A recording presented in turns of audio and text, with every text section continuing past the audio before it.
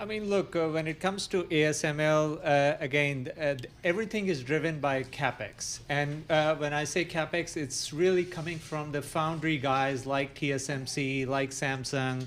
We know Samsung had layoffs recently, so clearly they are not doing very well, but TSMC is. So the fact that their buyers are so concentrated and the geopolitical tensions continue and, the second half estimates, the comps are tougher. To me, this is just a sign of expectations kind of going up to the point where you will not see any positive revisions from the print this quarter.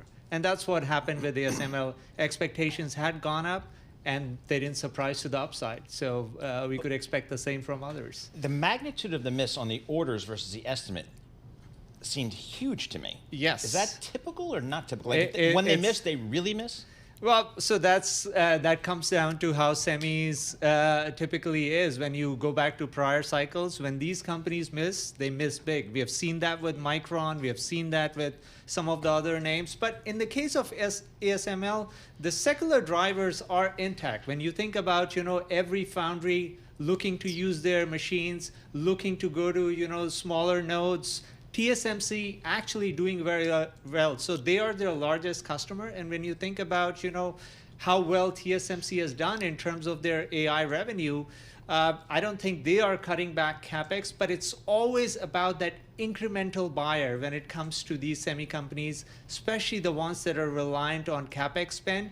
And if you take China out of the equation or the fact that they are restricted in some way, those are some of your incremental buyers. So that's where it has an impact. We have a great function on the terminal. It's SPLC. It's a supply chain analysis. So if you type in ASML and then go to supply chain, you can see who their competitors and their customers are. So competitors are Applied Materials, KLA, Lam Research. So you can kind of see all of them are going to be down on this news. And then to Mandeep's point, customers are folks like TSMC, Samsung, Intel also, although albeit not a huge customer anymore, but we know the problems that Intel has had.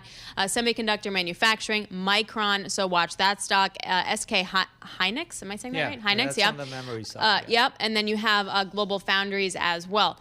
This is a really ignorant question. Where does NVIDIA sit in this story that we're talking about?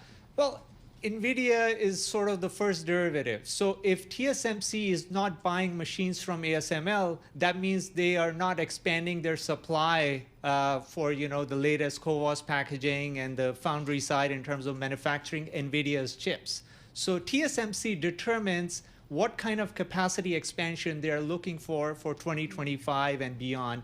And based on that, they are placing an order for ASML equipment. So it is a very big sign. And to your point about Intel being a buyer, well, Intel is under pressure to curtail their CapEx as well. So you're taking a lot of the incremental buyers out of the equation, even though there is no substitute for ASML. So it's not as if ASML is losing market share to anyone. It's just the incremental buyers are fewer compared to where they were, a couple of quarters back.